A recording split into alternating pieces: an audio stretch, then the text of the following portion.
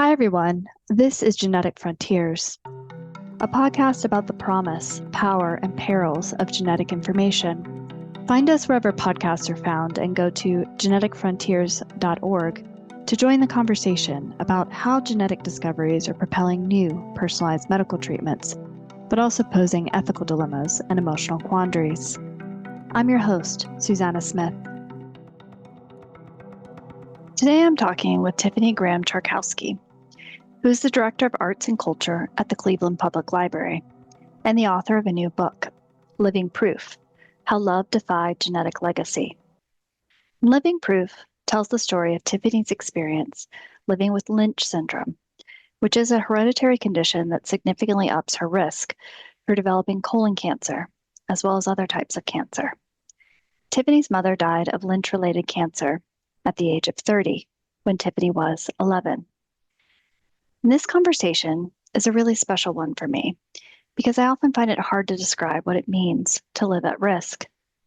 And it's only when I'm talking with other previvors like Tiffany that I feel fully seen and heard and frankly safe to be open about how challenging it is to live in the liminal space of being well and being at risk for developing an incurable genetic condition.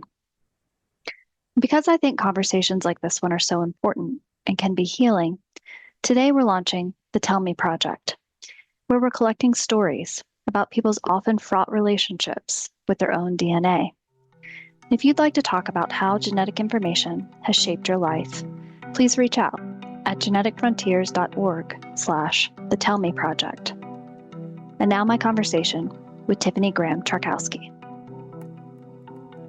I wanted to open with this question or this idea that I really struggle with, and I feel most at home when I talk to other providers about it, which is like, what is it that you think people not sitting in your shoes and my shoes, so people living at risk with like a serious genetic disease or a disease that has these genetic risks like cancer and Lynch syndrome, what do people not understand about your life? Like, what do you struggle to explain? I think one of the things that is hardest for me is feeling like I don't belong with sick people. I'm not somebody who has undergone cancer treatment. I don't have that up close personal knowledge of the illness. And I think something that I struggle with, and it shows up in the book, is this feeling of, if I'm not sick, why am I so upset by this? Like, why is this hitting me so hard? If I have all these options for preventative care, if I have this medical team around me, why do I still feel like things are so precarious? Why does it feel so bad? And I think, part of I read this manuscript that, I read the book, 1,000 times it feels like. And I think I reached a point where I felt like, am I just complaining about something? Like, am I even like deserving of these emotions that I'm having with it? I think is one of the things I struggle with. Like, is this as like significant as I'm making it out to be? Because I don't feel like a super dramatic person in a lot of other areas of my life, but like I felt really like emotionally undone by the information. And so I think it's sort of like, well, you're fine. Like, why are you upset? Aren't you fine? And like, technically right now I am fine, but I think that you still feel like the other shoe can drop at any time. And you make a lot of really serious decisions also. Like, I made a decision to have a hysterectomy, to have my ovaries removed. I made very serious decisions about my body that were based on risk assessment and not based on the treatment of a disease. And so I think it's sort of like that sense of like, am I making the right decisions? Am I going about this in the right way? And like, what feelings am I like entitled to, or would other people understand me having? And I think that's where being with other previvors, which frankly, I don't know many in real life, I think that that's a unique place to live in. Yeah, no, I totally agree. So how do I ask this? How would you describe that psychological state? Oh my goodness. Yeah. I don't know what it was like for you. I feel like for me, I didn't even know that I didn't even know that the genetic mutation that has defined the last decade of my life, I didn't even know that that existed as a thing in the world. So finding out that it was not only a thing in the world, it was a thing that I had a chance of having, that I could have already passed on to my children, and feeling like I didn't even know that this existed. Like it felt for me like I built a whole life on like a beach, and at any time, like a wave could come in, and it was like everything I thought was stable was actually not. And that I was the one doing it. So I think that it wasn't a thing that I did. It wasn't a thing that I chose, but I think I at least do feel very personally responsible for managing it to do the least amount of damage possible to my family. So, yeah, I was like, I don't think I've ever had a worse couple months in my life, and I'm including watching my mother die, than like struggling with like, did I get this? Do I have this? What do I do if I did? And it seems so selfish to say that, like, I think it literally was probably the worst year of my life. So, and my son was born that year, so you mix that into it and you're like, oh my gosh, there's all these things. So yeah. And I think you don't look sick. You're not sick. You're healthy, being treated like a sick person. And you're sort of like, where do I fit here? Right. So, yeah. I have come to the conclusion that receiving difficult genetic information is a form of trauma, and that I do not think it is engaged with in the medical system as potentially a form of trauma. And I think that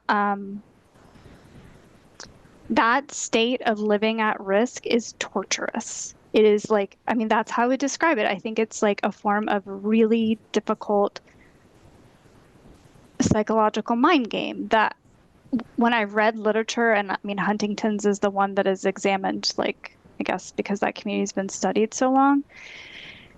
Some of the older literature is like, oh, people receive this news and then they didn't commit suicide, and then they kind of go back to their baseline state of being. And I'm like, well, yes, people actually survive physical and real emotional torture in concentration camps, and then they still go back to living, many of them, right? Yeah. So it's like, I guess when I'm hearing you say this, yes to everything you're saying. Yeah. You are not alone Yeah. in feeling those things. Yeah. And that I think it is like so misunderstood within kind of anyone who's not living in the space, is my opinion. And I would say even the most well-meaning genetic counselors, they just don't get it. And I think that the description of like, I was living on a beach and then I realized, oh, I'm like in quicksand, actually. Like, I thought this was this stable environment and literally the foundation's been pulled out from under me. Yes, Yeah. that. Yeah. Yeah. I've never heard it framed that way as like a form of trauma. I think you're permanently altered after it. And I feel like, I'm 13 years out from having gone through the testing point of it. You can see on my face, I still go back, it's right there.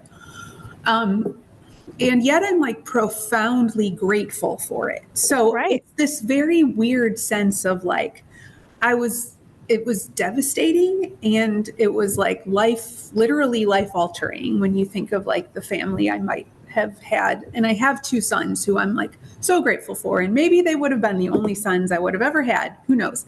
But when you start making decisions like that based in like, I don't want to die, like that is a really different like state of mind to be making those decisions in. And I feel like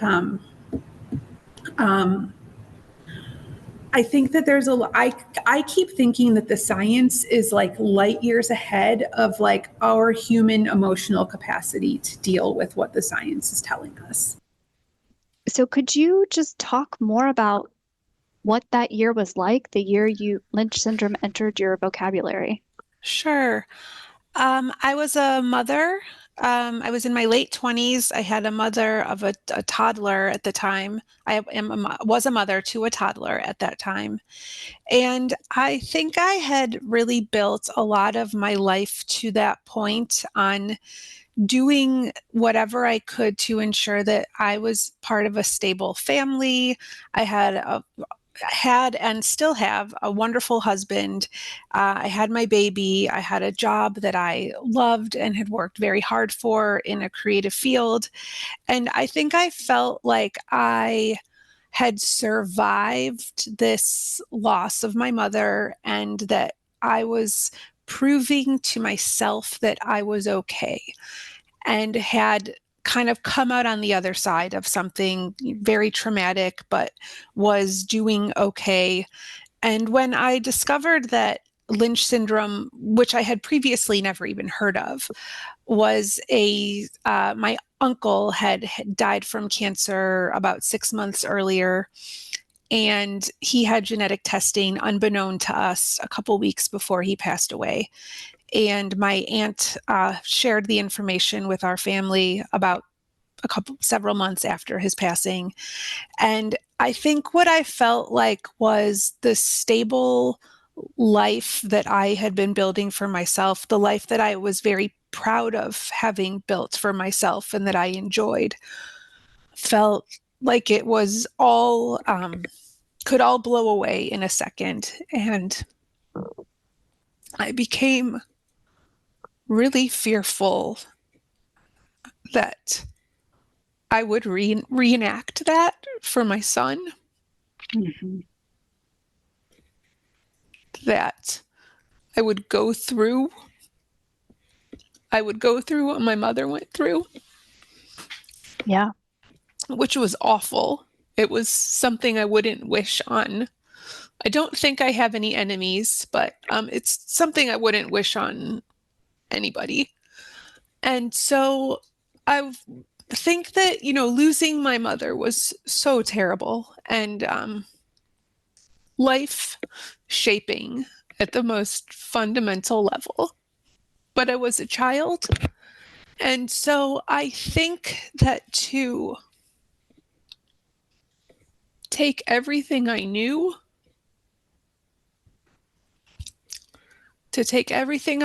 about that, and think that I would do that to my own family. That was the part that made it really terrible. Yeah.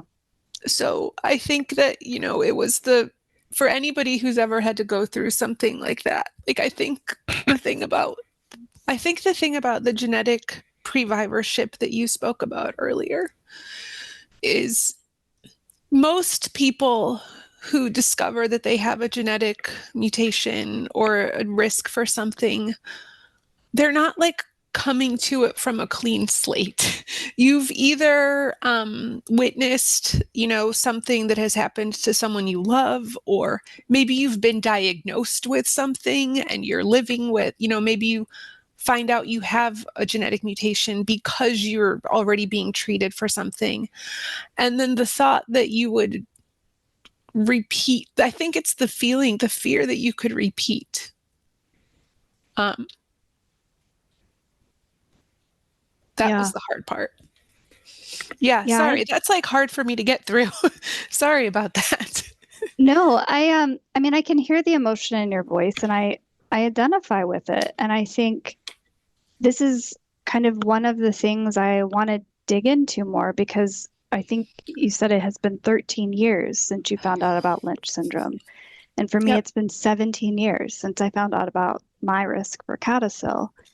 And yet it is this very real and present emotional thing in my life. Mm-hmm. And so what is that for you? I mean, I can tell in your voice, it's like right there at the top. just talking about it's bringing you right back to this place of pain. Yeah, it's weird how it does that.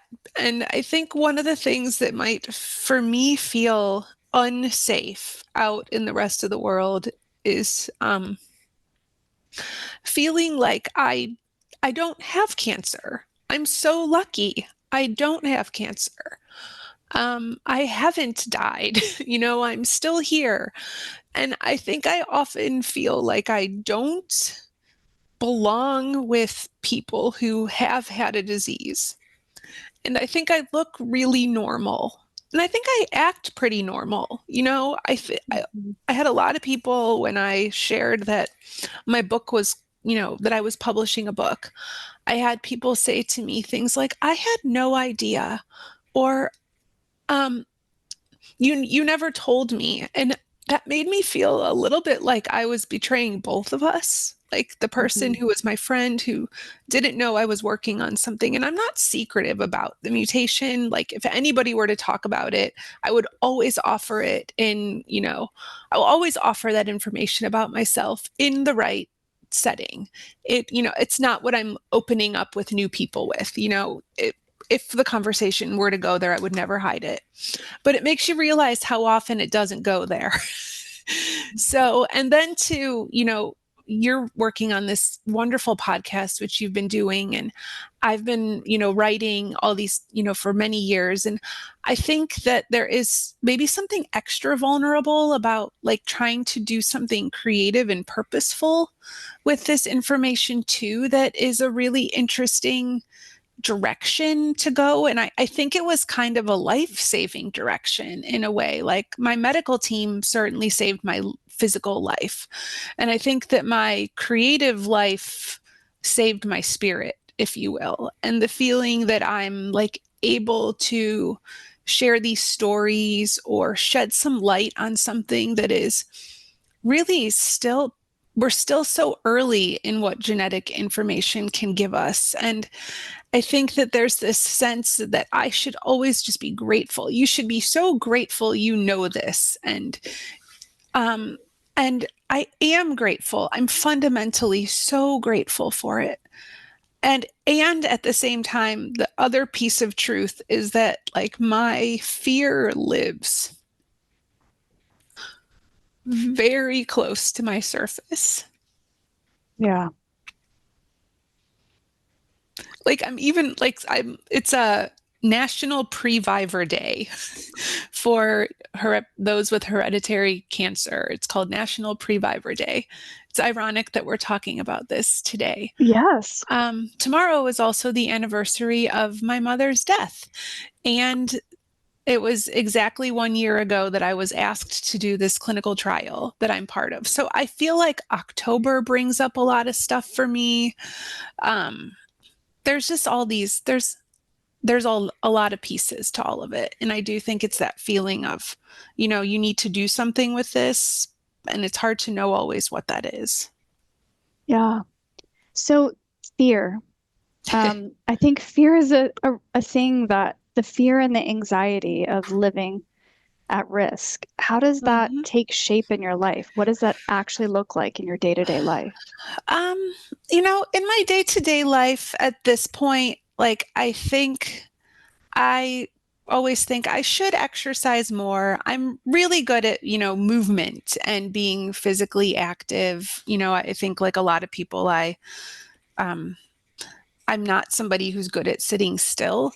But I don't have like an exercise regimen that I am on. And, I don't eat garbage food. I eat, I try to eat healthy food. I try to eat, mostly home cooked food.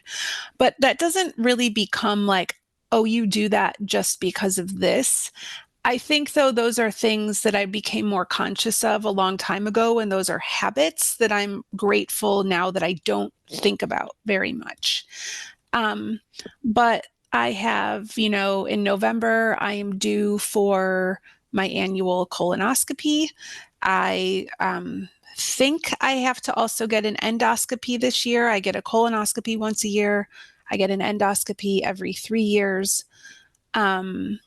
I'm due for a mammogram. I'm due for a skin check. There's all these things that I'm due for. And I think that there's always the fear that, the next doctor's appointment is going to be the one that brings the bad news. And then there's also parts of my body that are at a higher risk than others that you just can't really test for.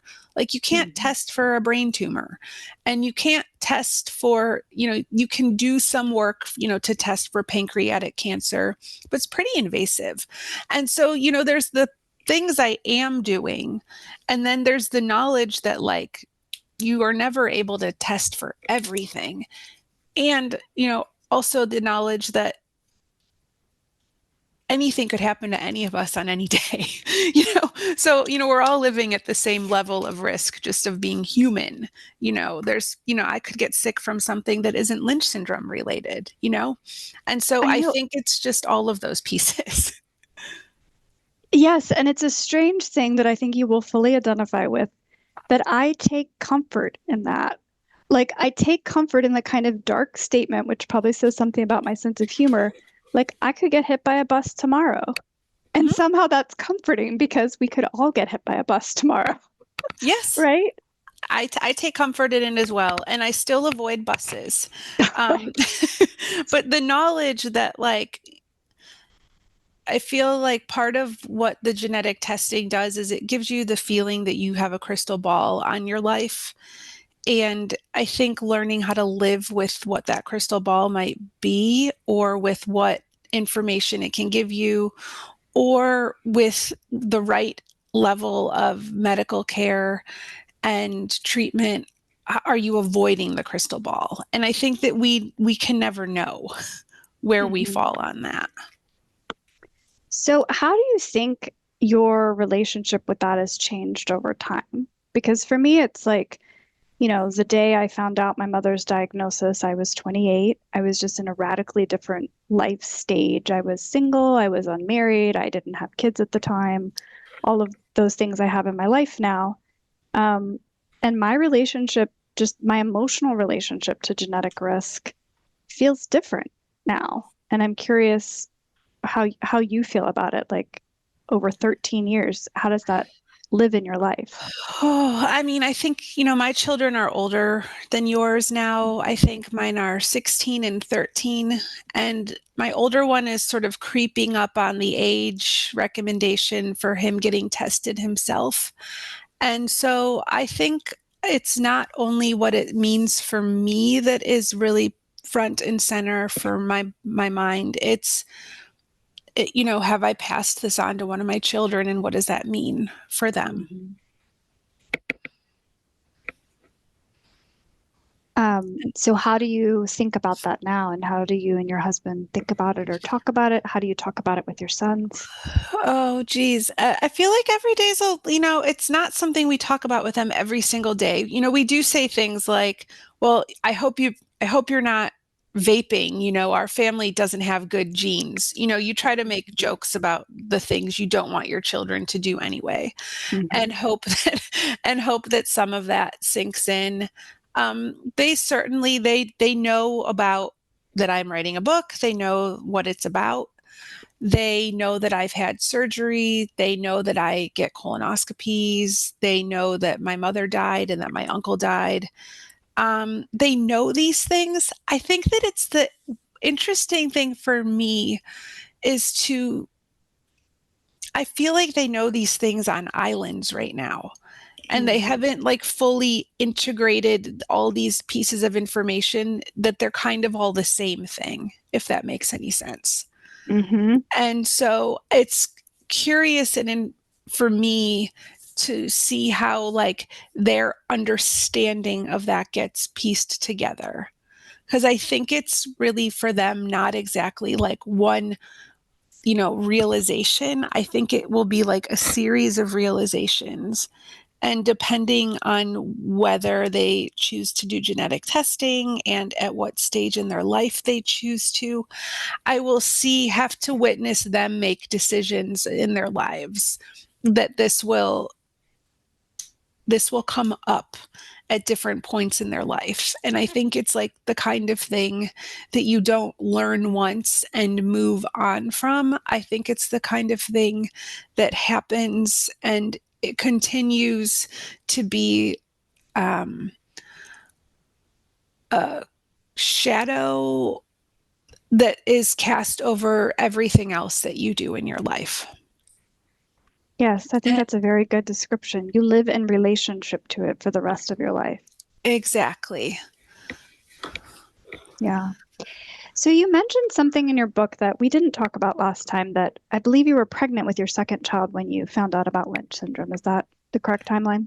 Yes. Where did, how do I want to put this?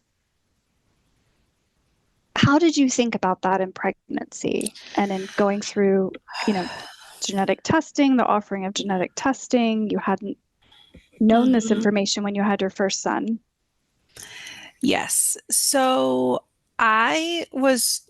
when I found out that Lynch syndrome existed, I was trying to get pregnant with my second child. And about a week later, I discovered that I was pregnant with that child, my son, Andy. And I was very worried, for that week, that I'd been trying to get pregnant for longer than I had for my first son. And so I think I had this fear once I learned what Lynch syndrome was. I had a fear that I was maybe not getting pregnant because of Lynch syndrome, that something was wrong with me. And this was how I was finding out. What ended up happening was that I discovered I was pregnant, and I was so grateful that I didn't have to make a decision about whether or not I would have a baby. Because I went through this feeling like, what if how would I make a decision to do this? Like, how could I knowingly have a baby with this, was the way that my brain was kind of functioning at this state. And I have a lot of feelings about the timeline of everything for me. I had a son, I went through my genetic testing and my counseling, and the whole time I was pregnant. And I was so grateful I didn't have to make any decisions about whether or not I would get pregnant. And then it was, well, when are you done having children? This is totally your choice. You have as many children as you want. When you're done having children, we'll talk about having a hysterectomy. And my medical team was so supportive. They would have totally supported me if I would have said, really just want to have, one more child, or whatever they would have said to me. And I was so scared that I was like, I have to have a hysterectomy, like basically as soon as you will let me, was the way that I processed this. I had the hysterectomy when he was 3 months old. I was 30 when that happened. And with a couple of years of distance, there's this part of me that feels like, would it have been possible for me to operate from a place of less fear? What would my life have looked like if I could have sat with this information a little bit longer? Would I have had another child? And these are all the questions you can never know the answer to. But I think the thing that really sits with me now is the fear was blinding.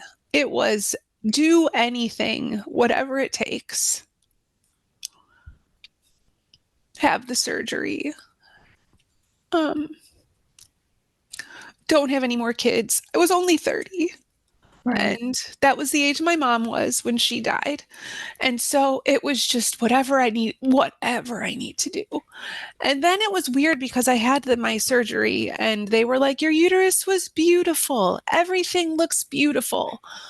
And I was supposed to be happy by that. And I was actually sad by that.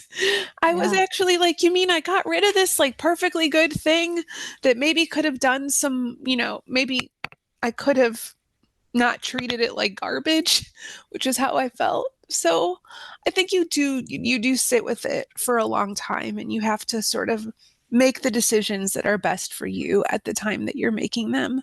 And the best thing I can say to myself at this point now is I believe with my whole heart and soul I made the best choice for myself with the information that I had at the time that I made it. Yeah, and that's all you can do.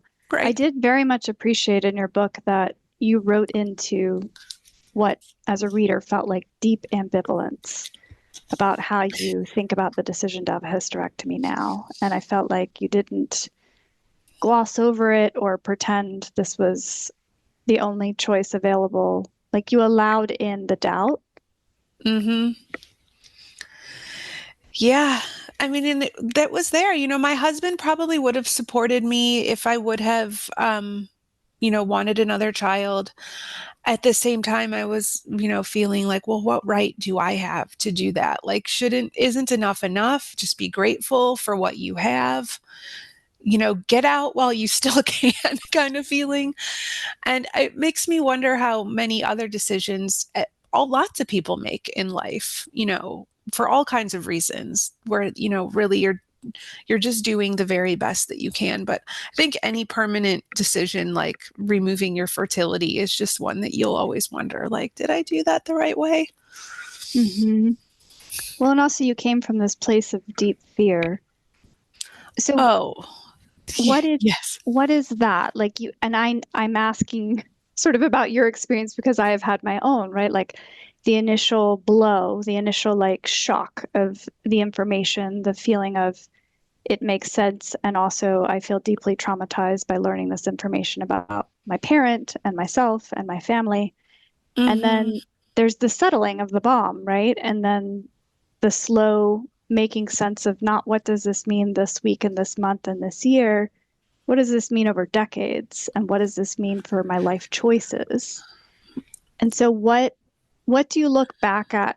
The initial just life altering fear, and how has that carried forward in your life or not? It's done a couple things. And I think that maybe I've never talked about what I'm about to say, so I hope it makes sense. I think that like you learn to live with a lot of truths at the same time. Like I have the truth that I loved my life, and that was something I still love my life actually. And it was this feeling though that if my mom hadn't died, I often had this worry of what would my life be like? Who would I be? Would I be somebody that I like? Would I be the person who I am now? Would I have the same kind of relationships with my siblings if she was still here? There's a lot of, I think, looking at like, what would my life be like if she was still here? And what would that mean for me? Like, what is the domino effect of that? So I think a lot about, and I'm kind of prefacing this to say there's like all these pieces that sit together. And then with the fear that I would go through the illness that my mother and my uncle went through, which colon cancer, there's no good way to go. Colon cancer seems very cruel to me. And the level of sickness that my mother and my uncle both experienced was just horrible. So I think I had a fear of what if I got this, and how will I live like this? How will I fight this? How will I live with this? But then the thing is that once you have the information, it becomes, how will I live with myself if I don't do everything I can? If this happens, if I get sick, can I look my children and my husband in the face and know that I did what I could? So the fear evolves, because it first was, well, what if I don't become older? What if I never see my children become teenagers?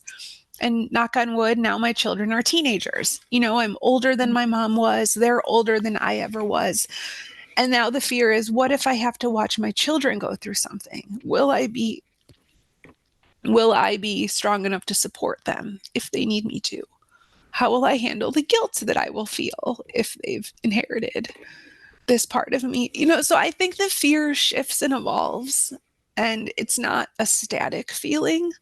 It's more of, what does this look like today? And this is one piece of information that becomes like, a blueprint that's put on every other piece of information that we have.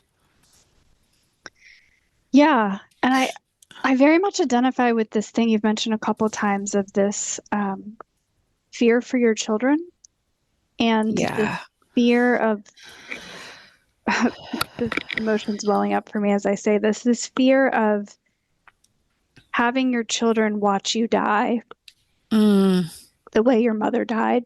Mm-hmm.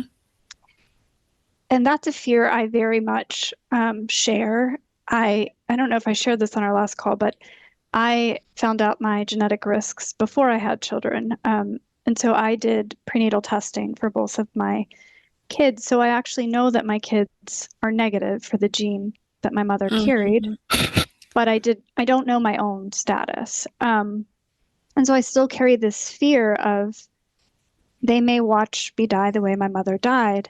And it's one of the things that I find very hard to explain to people who are not previvors. And when I was going through the prenatal testing process, I wanted to test for very few things. In fact, the only thing I actually really cared about was CADASIL, which isn't on the typical list of things you test for in pregnancy. And it was very hard for me to explain. In fact, I never really felt fully understood by a genetic counselor that it has nothing to do for me personally with raising a baby with genetic differences or disabilities. It has to do with, if I'm going to die like this, I want to be able to look at my kids and tell them they're safe. And I feel like it was so hard for people to wrap their brain around that it's not about, I didn't want a baby that had this gene mutation. It's because they could have any other number of gene mutations and they will die. We are all mortal human beings. I can't save them from that. It was this particular feeling, which you mentioned earlier, of wanting to stop the trauma on repeat, which isn't about wanting to like change a population or this genetic mutation. It's like, this is a particular deep form of personal trauma that has been repeated in my family for I don't know how many generations. And I want to shift my kids away from it. And that was my driver. And it's I think it's a very hard thing to explain to someone that it's about the death. If my kids have to witness me dying like this, I want to tell them they're safe. That's really powerful. And you made me choke up while you were talking. I fully identify with that. And one of the things and I fully identify with it. And it's weird because I already had one child and I was pregnant with my son at the time. And I remember, I was early in I was part of a genetic research study for this. So there wasn't a ton of information to be sharing with me. But I remember my counselor or my geneticist saying, if you want to have, more children, you can always do IVF and only implant the embryos that have, that don't carry the mutation on their MSH6 gene, which is my specific genetic mutation. And I had this feeling of, I can't give a future unborn child a better shot than the two I already have. I felt so strongly like I was not going to test for it with my son when I was pregnant, because I felt like I didn't, my feeling was I actually had to say to myself a lot at that time, and you reminded me of this while we were talking, that I had to remind myself that my life was worth living, that I would not want to terminate a pregnancy because it carried this specific risk.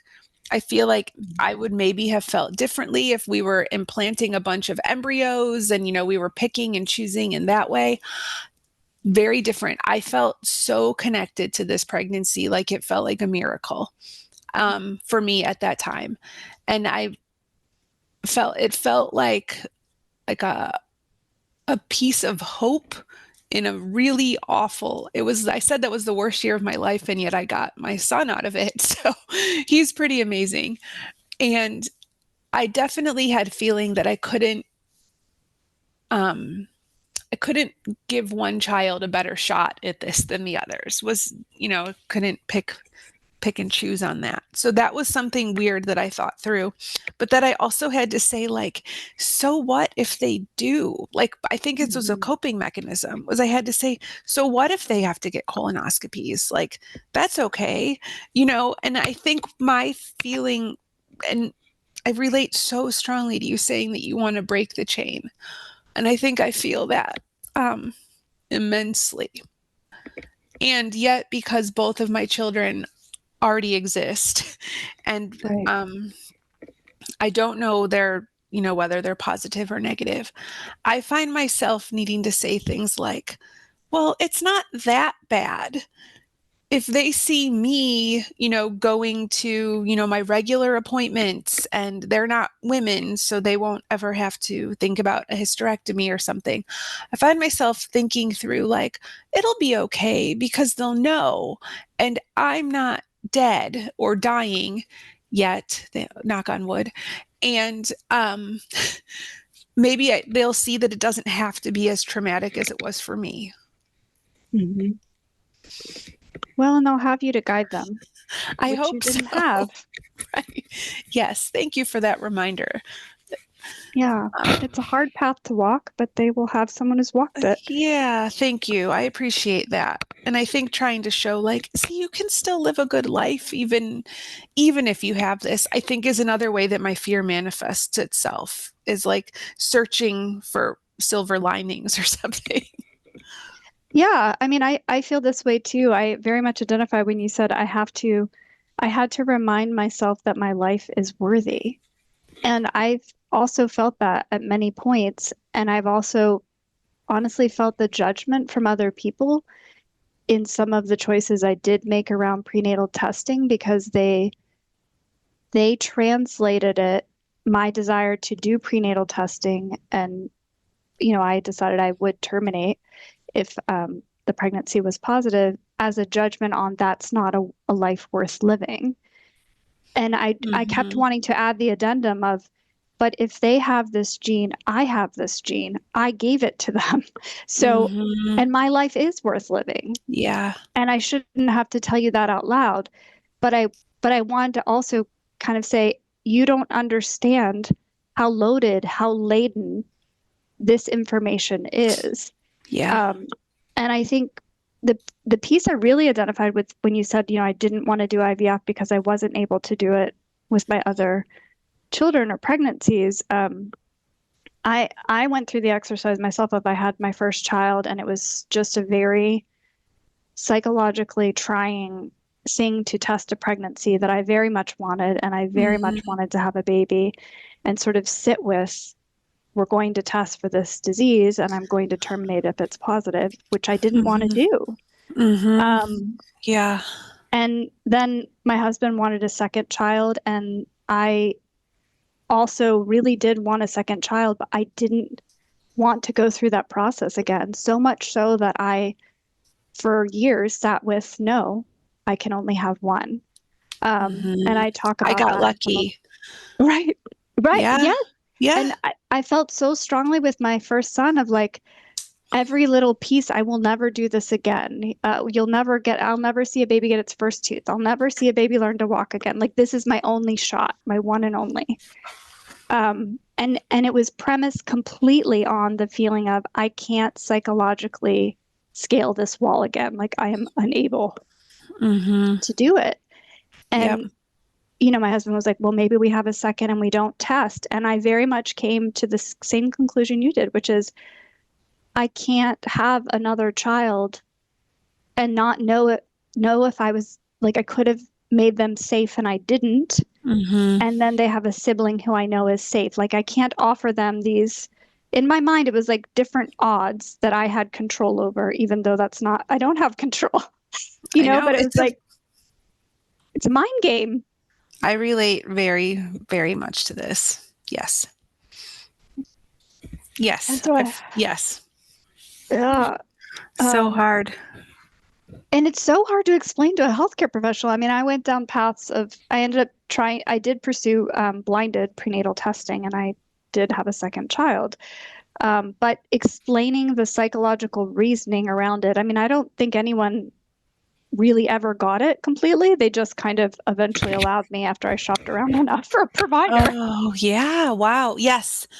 And that has to be like a whole other thing of all these providers saying to you, what you're saying it's not even on their radar as a reason for looking for what you're asking for.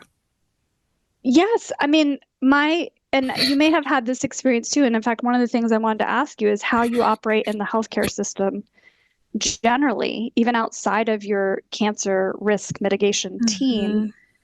I've had the interaction often. I am always on guard when I go into a healthcare system, unless it is a provider I know and trust. I am always on guard for, do I have to tell them this information? Is it clinically relevant? Do I feel obligated to share? And if I do, how will this person react? Yeah, I relate a lot to that. I'm sure you have a lot of healthcare providers who, if they were to ask something and you mention, for me, if I go in and I say, well, Lynch syndrome, and they say, what? What is that?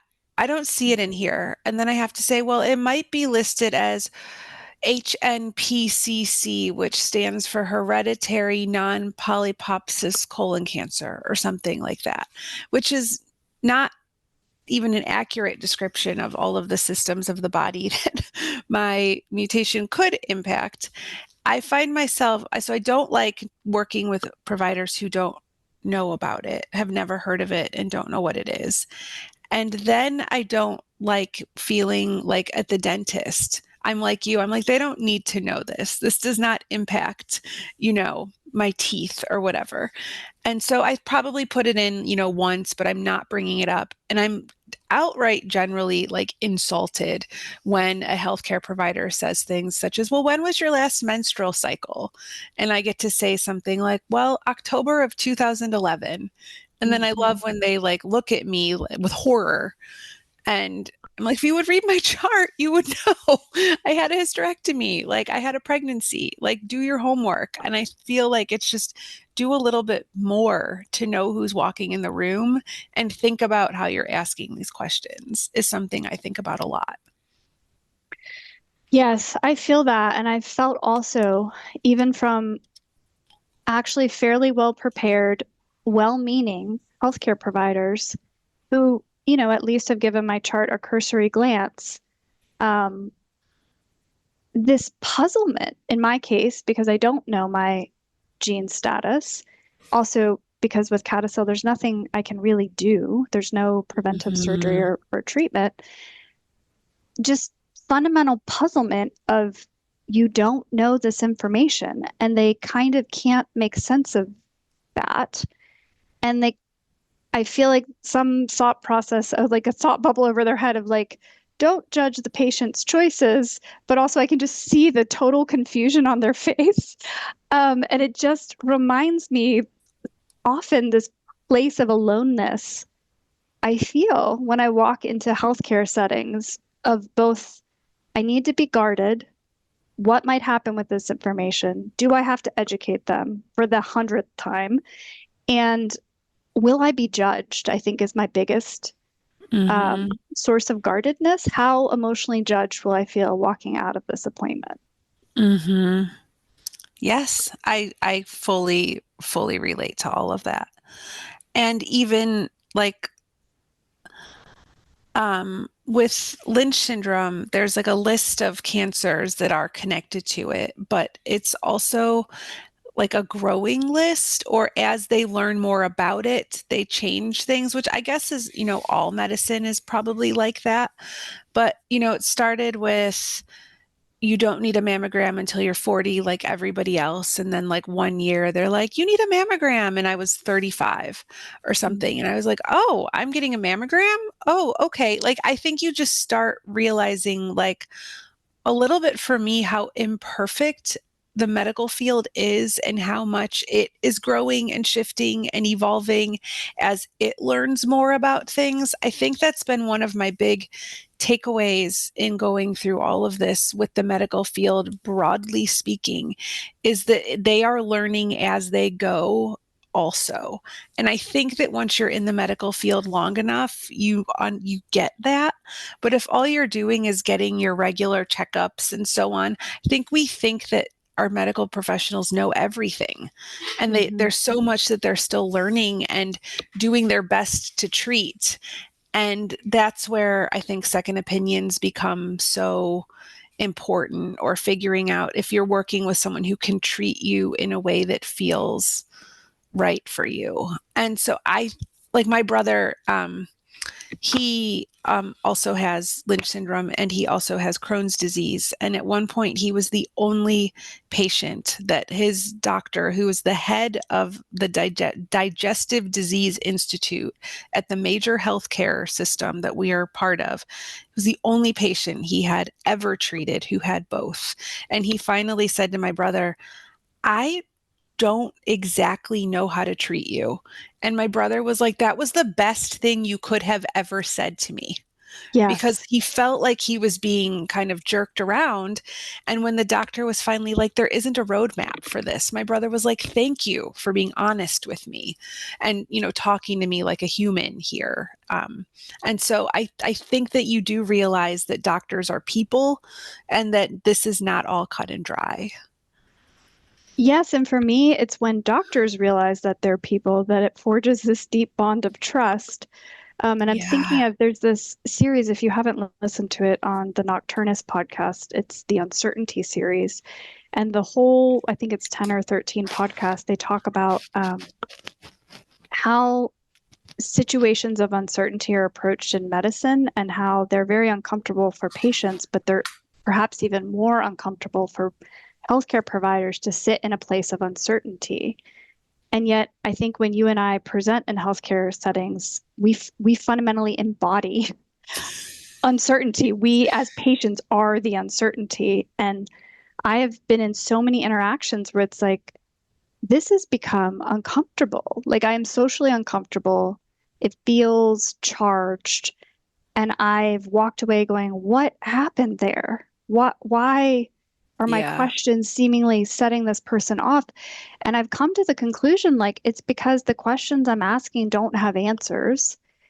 And the providers who have looked me in the eye and said exactly what your brother's doctor said, I don't know. And there's no evidence to guide me. I immediately go, I trust this person because I have already combed the evidence myself. And I know this to be true. I know you're operating blind. So how about we all acknowledge you're operating blind and make the best choices we can in the absence of this information? Yes. I totally relate to that. Yeah. And for any medical professionals who are listening to your show, I hope that they remember what we're saying. Yes. Well, because I also think in the field of genetics more broadly, this is true that, and we talked about this the last time, the ability to diagnose genetic variants or even genetic conditions is just skyrocketing, but it's in the absence of effective treatments largely. And so there's a lot of information people can learn about themselves and a lot of information that healthcare providers can swim in this sea of genetic information. But it doesn't then link to the, what do you do with that information? What do you do with that information medically? And also, how do you cope with the information emotionally? Right. Yes.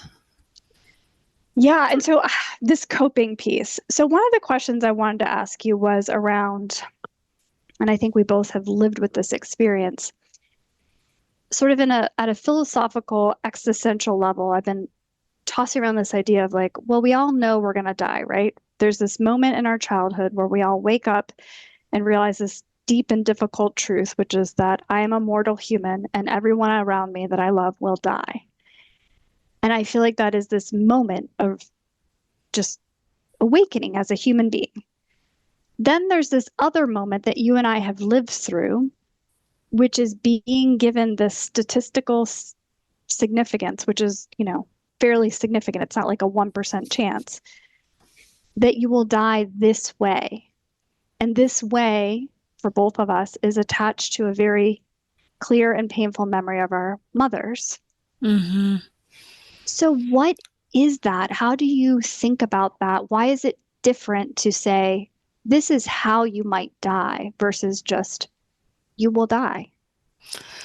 That's such a good question. And it's something I think about a lot. And I hear you grappling with that as well, especially with there not being treatment options for CADASIL.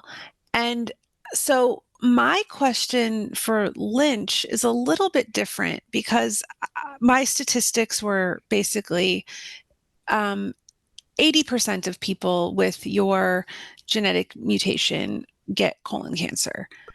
And my question was, well, if I get all of my colonoscopies, what is my risk?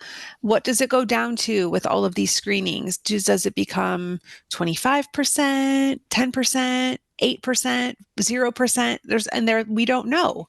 And so I have these questions that go, and it was like that with, uterine cancer, ovarian cancer. Those are the preventative surgeries that I've had. You look at the risks and you say, well, how do I treat these? And so I don't have a uterus anymore, so I don't have to worry about that. And I don't have ovaries anymore, so I'm not worrying about those. But I think there's this constant question of what if they miss something? I think about that all the time.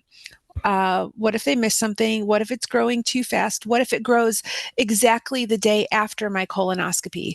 And what will it look like next year? Those are the kinds of questions I have. And what's going on in the parts of my body that they can't test that are not as risky as the colon, but my grandfather died of pancreatic cancer. He's the one who I inherited. He's the one who passed it to my mother and uncle, and he didn't have like a standard Lynch cancer. He had pancreatic cancer, which is risky, but not like the worst. And so my questions are always, what does that mean for these parts of my body that they can't see? And so I think about that all the time. And I mean, I still feel like I hope I don't know how I'm going to die. I'm so naive still sometimes. Like I'm doing everything and maybe I'm doing enough and like I just don't know. You know what that's I think the part. Maybe I am still like a little bit like a little kid where I can see it so clearly, you will die from this, but also I can see a reality where I have like maybe we're part of this, maybe I'm in this lucky generation. I don't know. So I feel like I almost have to hold both of those things in order for my type of brain to keep going. No, it's not I don't think it is a form of self-preservation and resilience, I think. And I actually have a piece I've written called Being Both Things. Mm-hmm. And I talk about in that piece this moment I had years ago. My youngest child wasn't sleeping very well, so I was pretty sleep deprived. And, I was forgetting things. And I was like, oh my gosh, am I having these mini strokes? Like, is this sleep deprivation or are these strokes? Is this feeling like, is this the beginning?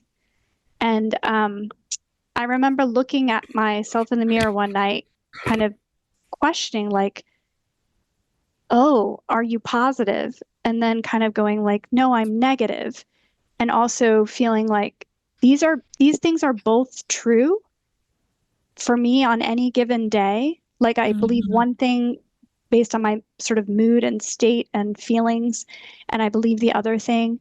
And I need both things to be true because it is a survival mechanism. Like I want those options the only other better option obviously would be to be totally negative, but because I can't choose that, I would rather exist in the state of like a non-binary existence.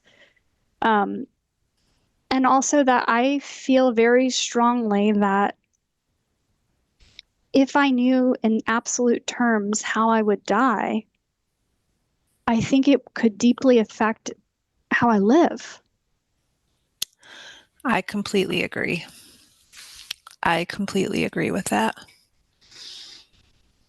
And it's why I guess I also see these deep emotional, psychological dangers of the level of genetic information we're giving people. And there's the flip side of, well, if you dump them with all this information, we might not be able to make sense of it in meaningful terms. Like it might not actually tell you how you die.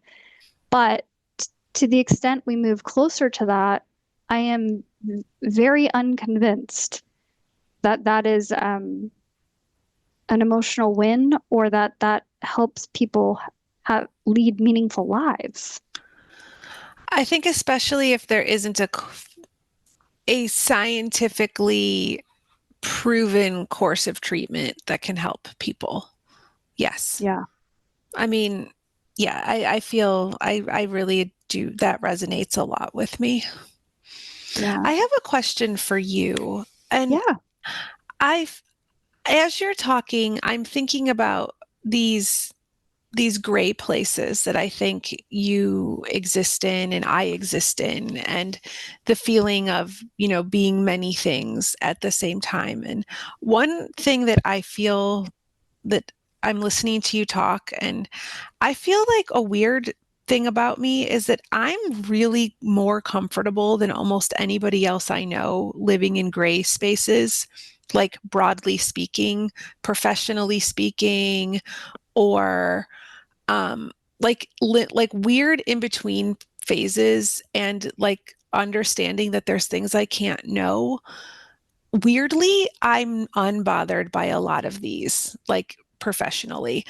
And I'm wondering if that is something that you find in your own existence, if there's like anything to these big uncertainties that we live with that make like what feel often like more mundane uncertainties or the day-to-day stresses feel very unstressful to me relative to other people. It's a really good question.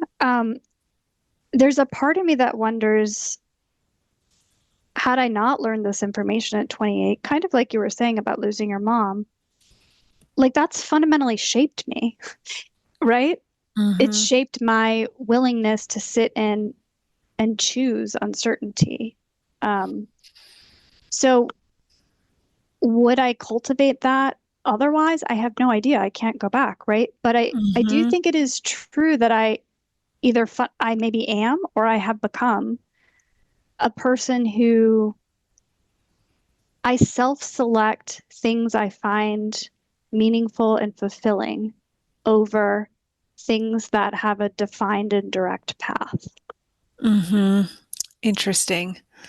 Yeah. I feel like this ability to live with multiple truths at one time, or seemingly dichotomous pieces of information, can be something that and I don't know, again, if this is my own trauma response or my like desperate need to look for silver linings somehow or something, but just a feeling that I've always felt one of the weird gifts I have in this whole messed up thing is feeling like I trust my ability to get through things that are confusing or uncertain in a way that I think I watch a lot of other people struggle with.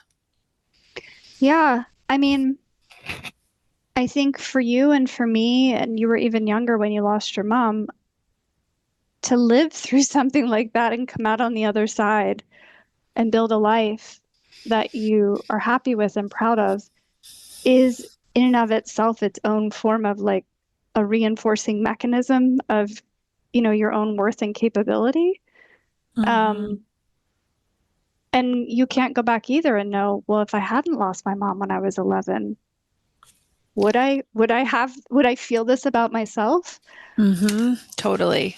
Yeah, it's shaping. I think these are experiences that shape us in a way that we can't be any other way now. No, totally. Yes. I want to back up to two concrete aspects that you discuss briefly in your book. One is this thing. So I think I mentioned to you that I am speaking at the National Society of Genetic Counselors in November. And I am talking specifically about the topic of genetic discrimination and my own fears around genetic discrimination and being told very early in my journey by a geneticist and a genetic counselor to apply for life insurance before I pursued anything around genetic testing, and that I could be legally discriminated against and denied insurance because of my genetic risks. And I read in your book that you were denied life insurance. So I wanted to hear more about what was that experience for you? Well, I was encouraged to get life insurance before I had genetic testing, and my husband and I both did, and we both qualified. I qualified for a fairly inexpensive plan, and I was feeling pretty good about myself because I'd gotten my ducks in a row. And then, however, when I tested, I was in my late 20s going into, I think it was probably 29 or 30 when I actually got my life insurance.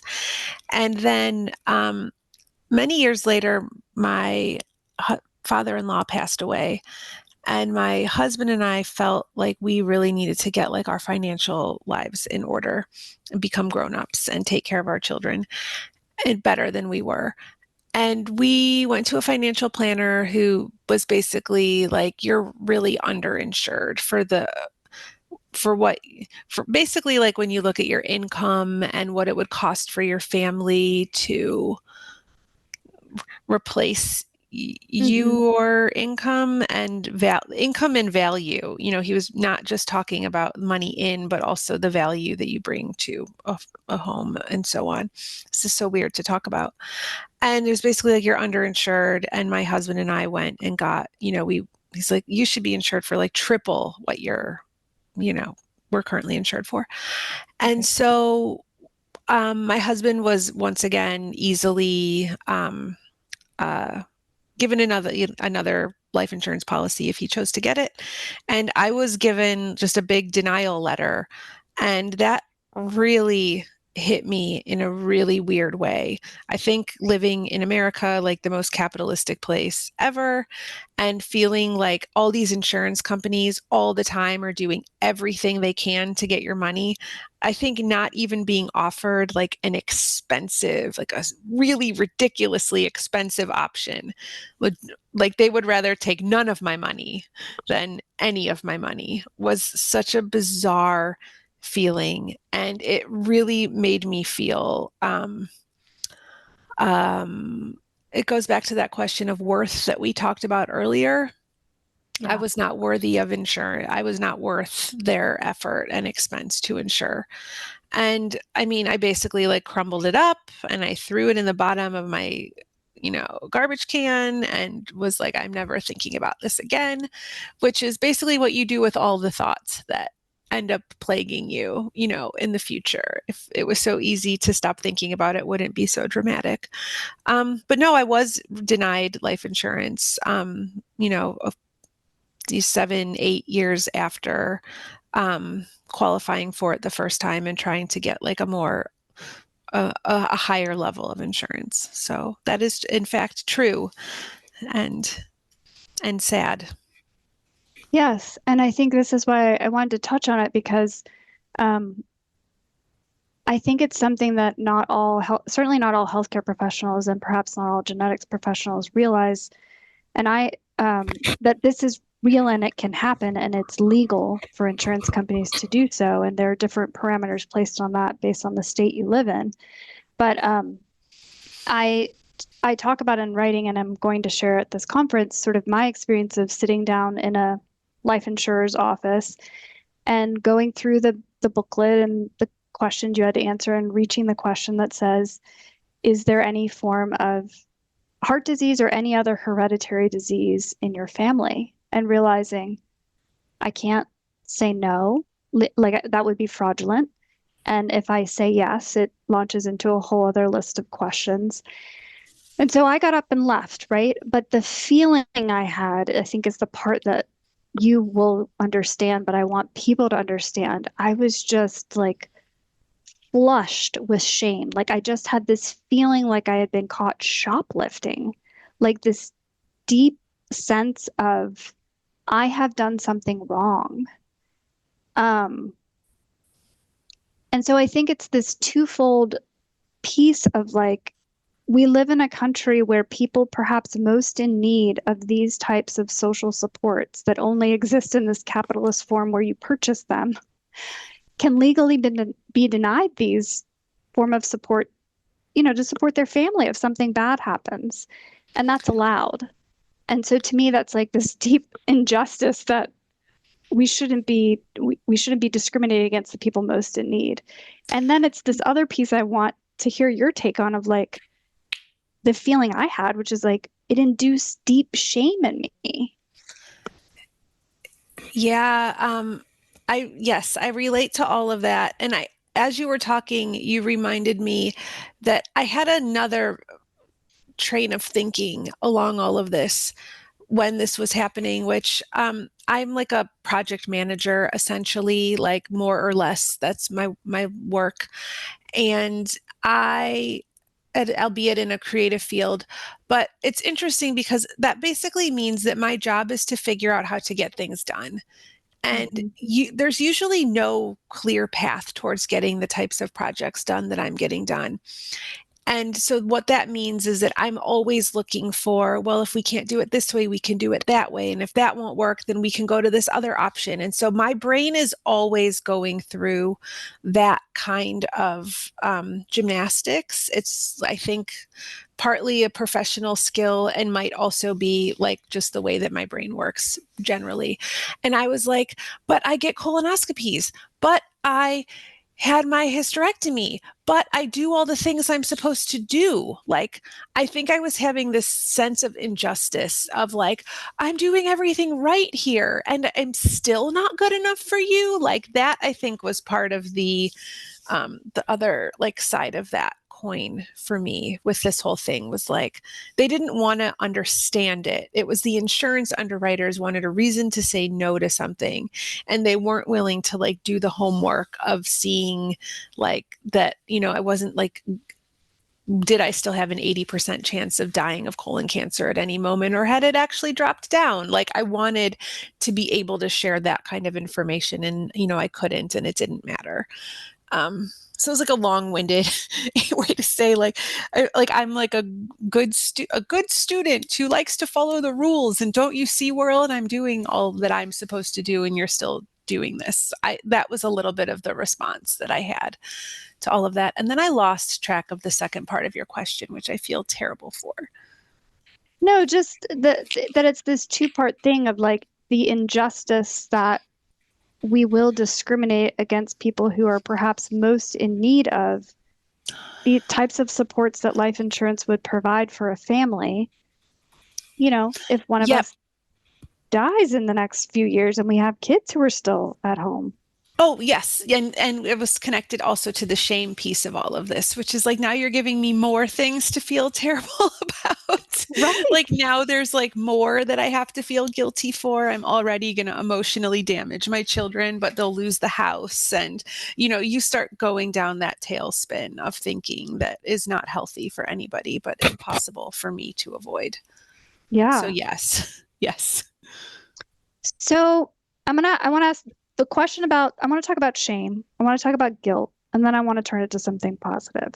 But okay, let's dig into that because we talked about it last time, kind of our relationships between learning genetic risk kind of in our 20s. It's not something we grew up with, or at least knowing this the whole time.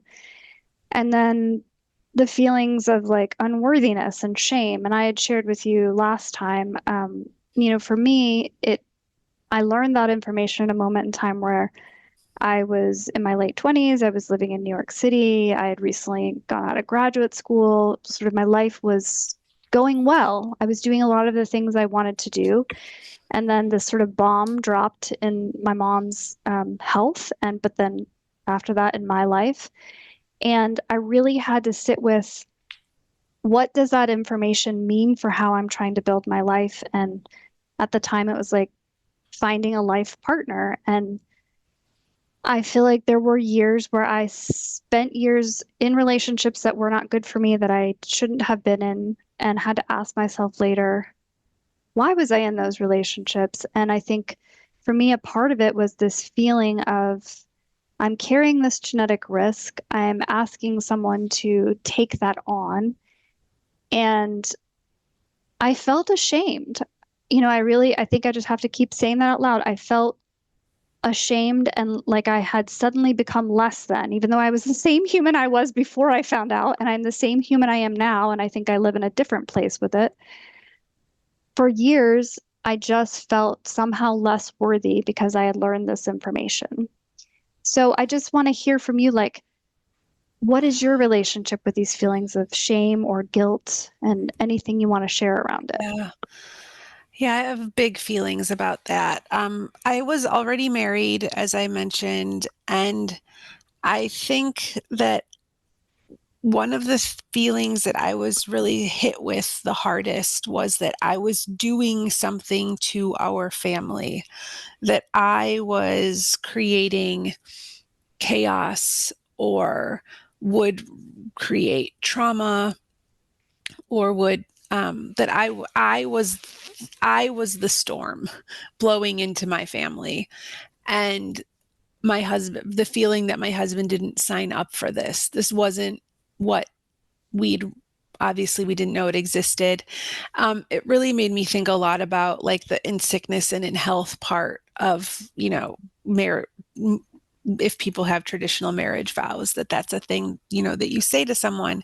You're saying, I don't know what's coming down the pipeline. And I think one of the things that was really hard for me was this feeling that I could do this damage to my family, but that I still wanted to be loved exactly the same, and if not exactly the same, even more. Yeah. Like I needed to be loved even more. Yeah. Even when I felt like I didn't deserve it, because of what like my body was doing, or because of the way my body was made, I guess. And I had this wonderful genetic counselor, and he said something to me where he said something like, Tiffany, this isn't a thing that you've done. And just even hearing someone from the outside say, like, you didn't do this, I think I felt a little bit like, sometimes I find myself describing it almost like infidelity, which feels like not fair. But and by that, I mean, it's a thing that is always there in the background, that you feel like you can't trust somebody anymore. And I think that that was maybe the way that I felt my husband might feel about me. And Mm. and that's a gross feeling. And it's not a good feeling for, building emotional intimacy with somebody. It's certainly, and, I think when you have those feelings, it also doesn't bring out the best in you. It's almost like the more I needed to be loved, the like more horrible I acted. So there was like one point, and I wrote about this in the book, and it's funny because I didn't originally have it in the book, and my sister said something like, you need to include this. Are you willing to include this? And I had like forgotten that it happened. And then I found like my journal, and I found it very much so. I was pregnant with my son. It was shortly after Mother's Day, and we went to like a shopping center. And my husband and my son were going to meet my brother-in-law, and I was going to buy maternity clothes. And we had this like miscommunication where they went to the wrong place to meet me. We couldn't find each other. My husband's phone died. I was 100% convinced that he had taken my son and left. I was like one, you couldn't have convinced me otherwise that he hadn't taken this moment to just go. And I feel like that sort of encapsulated the way that I felt about myself at that time. Yeah, I think it's the deep bubbling up of this fear, right? The fear that you live with in different ways and it takes different shapes. And Yep. I mean, I had shared with you that when I met my now husband, I shared with him my genetic risks, and we hadn't been dating too terribly long. And it was something I really had to work myself up to do, to share that information with him. It was a moment of like such vulnerability for me. And I really had played it forward in my head of like, well, he's either going to leave or he's going to stay. Like it felt like sharing this information was this real moment of like truth. And my deepest fear was he'll leave. But again, that speaks to my own fears of like how loaded living with risk is. Mm-hmm. Totally. And like, if I was your friend then, I would have said something like, Susanna, if he's going to leave because of this, he's not the right one. Or it's not love. I would have said something like that. And maybe that would have helped, but I don't think that it would have taken away the fundamental worry that you had and the fear that you had. And I Yeah, mean, and yes, go ahead, Tiffany. 100%. Like even knowing like, oh, well, if they can't handle this, then I don't want them around anyway. But that's like a defense mechanism talking. That's not like how you really want to feel. Right. And I think so. I would also say that to my younger self or to someone else going through this, in a different stage of their life now. And I think that is true. Like at some level, that is true. And yet, my younger self at the time, my deep fear wasn't even this person will leave. It was that because I did love him. It was that no one will stay. Yes. Yes. I feel that so hard. Yeah. And I And mean, even I'm married, and I still have that feeling of, I don't, and this is not a marriage ender. And that's not the way I feel at this point in my life. But it was years of me thinking like, I'm not good enough to put up with all of this, or who would want to love somebody like this? Go start like I was so convinced he would want to go start a new family somewhere else. And that's yeah, not who he is as a person.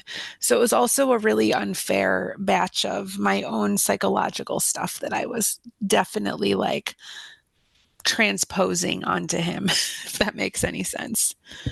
it does. And also, I think the larger frame of that is that how you and I have both ingested genetic risk is a frame of the society we live in, and that we both translated it as I am less worthy is a cultural frame that that I don't believe in my heart of hearts, but it is a story we've been fed that there are people who are more genetically worthy and there are people who are less genetically worthy.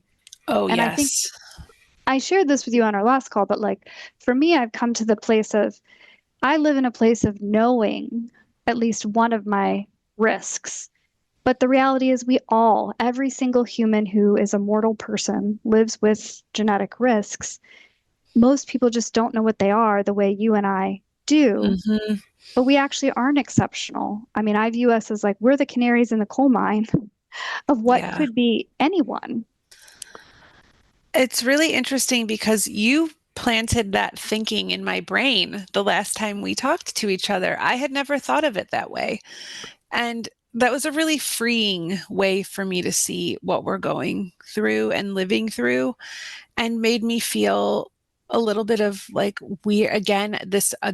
my silver linings, this weird form of like, oh, we're like helping people figure out how to do this. And I don't know that I even believe that, but it is this definite belief. Like, I don't like, I'm not proud of it. That's not what I'm trying to get at.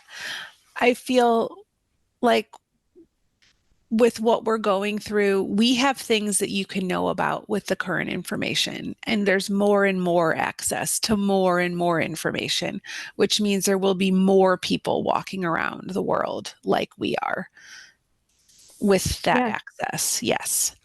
I absolutely think that's true. And I personally think it's tremendously important for healthcare providers, but also people, just generally people, to understand what is the psychological state that we live in and what has it been to negotiate that. Because I think for anyone to think they are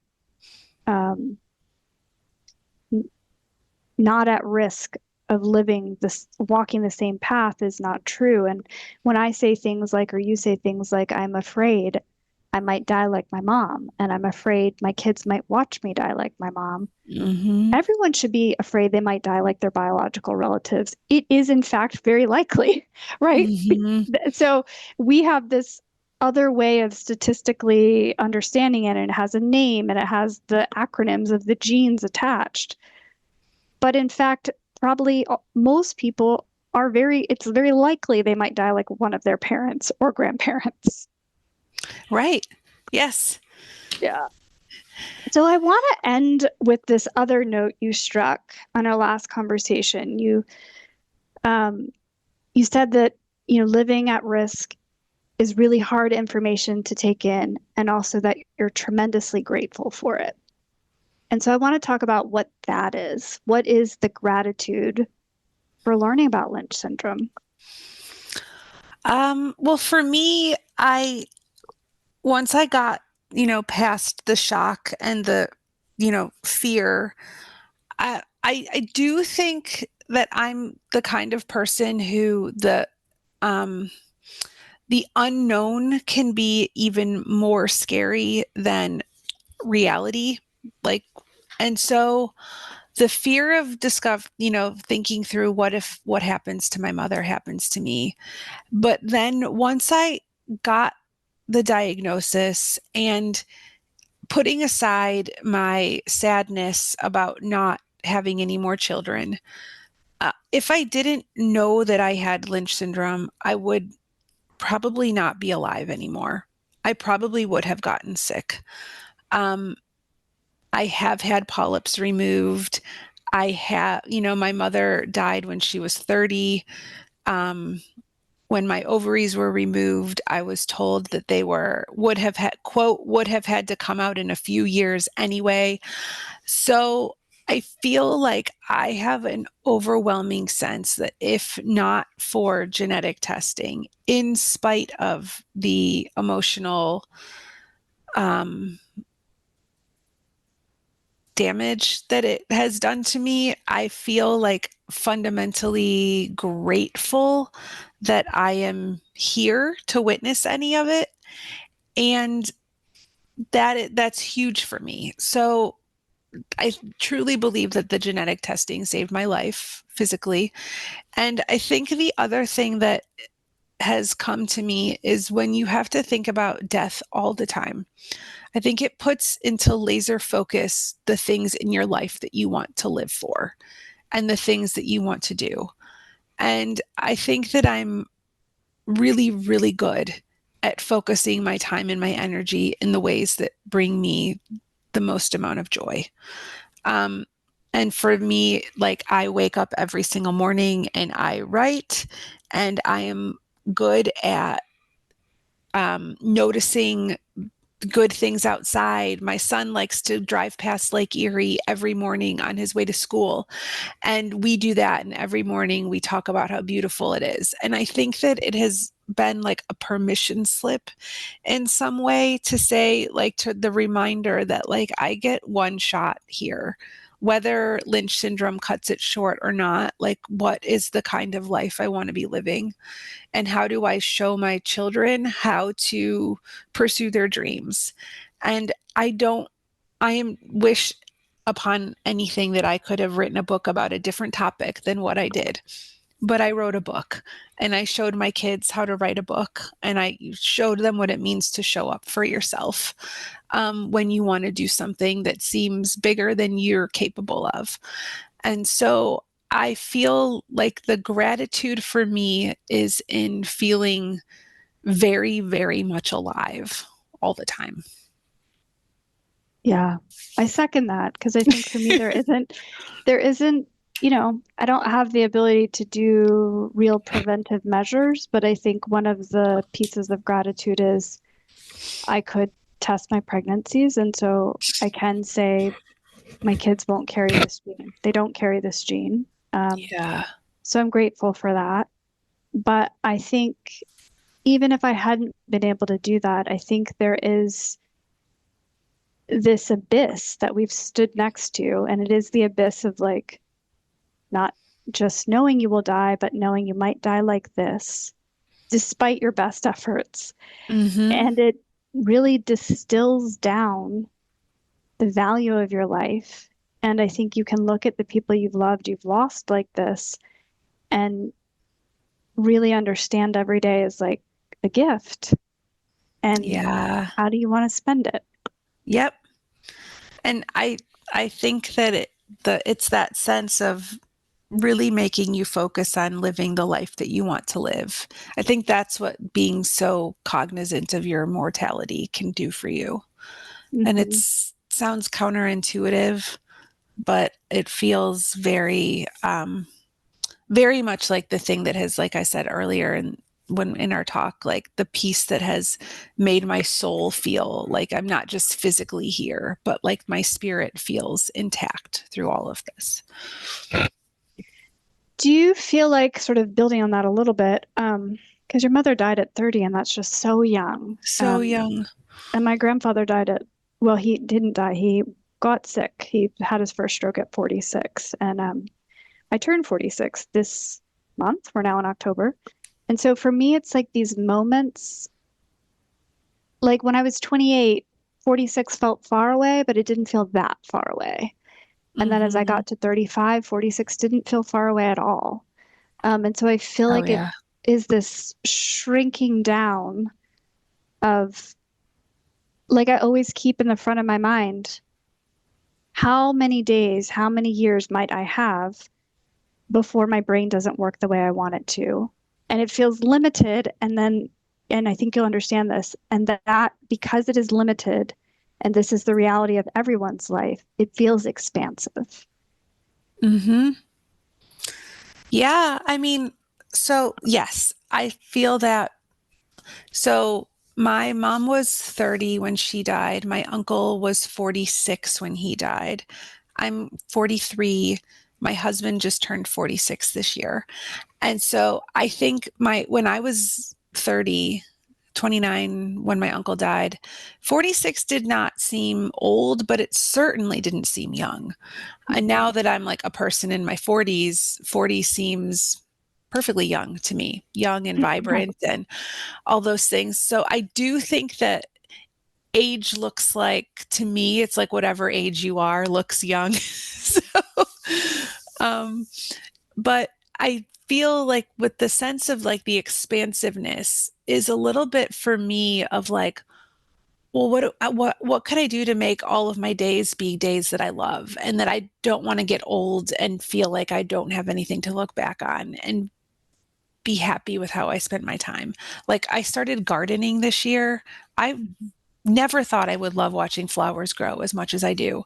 And I think there's something to like watching, it's like maybe caring for children or pets or plants or a relationship. Like it's almost like finding like those rhythms of your day that every day, no matter how old you are, you can do these things and they'll bring you some sense of like peace or satisfaction.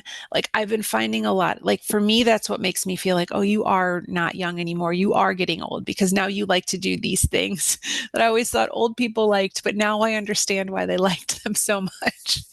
And that feels like where wisdom starts to come in, and makes me feel excited about the future too, to like start to understand the world a little bit better and be able to share some of that wisdom of just what getting old means and add that perspective. And that to me is where it's like some timelessness starts to creep in. Yeah. No, as you were saying that, I had the exact thought of it's collecting wisdom. That is what it Mm-hmm. is. And I think, I appreciate you having this conversation because I think that is to walk this path for as long as you and I have, there is a sort of necessary like molting and shedding and getting down to the heart of what is it to live in this state, right? And I think we've reached a place of probably not all the wisdom we'll ever collect, but a perspective of having done this for a lot of years of what is it to live like this? Yeah. Yes. And I hope that, being able to offer a little bit of light to people who are maybe still in like the dark early stages of learning these things. And it is certainly not easy. And it's not easy every day. And I've cried like 5 times since we've started talking, maybe even more than that. So you see that it sits close to there, but I feel like where there's like darkness is also like where there's light, and not being so afraid to like feel those dark things, I think is part of it too. Like acknowledging that like, this is my human body and my human life. And I feel like I have felt all of the things. And I think that that is something that leads to the wisdom piece of this all too. Yeah, I agree with that. Thank you for chatting with me today. For anyone listening who would like to learn more about Tiffany's work, please go to her website, tiffanygrahamtarkowski.com. Her recent article, Why I'm Participating in a Cancer Vaccine Trial, which appeared in oprahdaily.com, and her book, Living Proof, are linked to in our show notes and available online. Genetic Frontiers is co-produced by Brandy Mello and by me, Susanna Smith. Music is by Edward Giordano and designed by Abhinav Chauhan and Julie Weinstein. Thank you for listening to this episode of Genetic Frontiers. Connect with us at geneticfrontiers.org or on Instagram and LinkedIn at Genetic Frontiers to continue the conversation.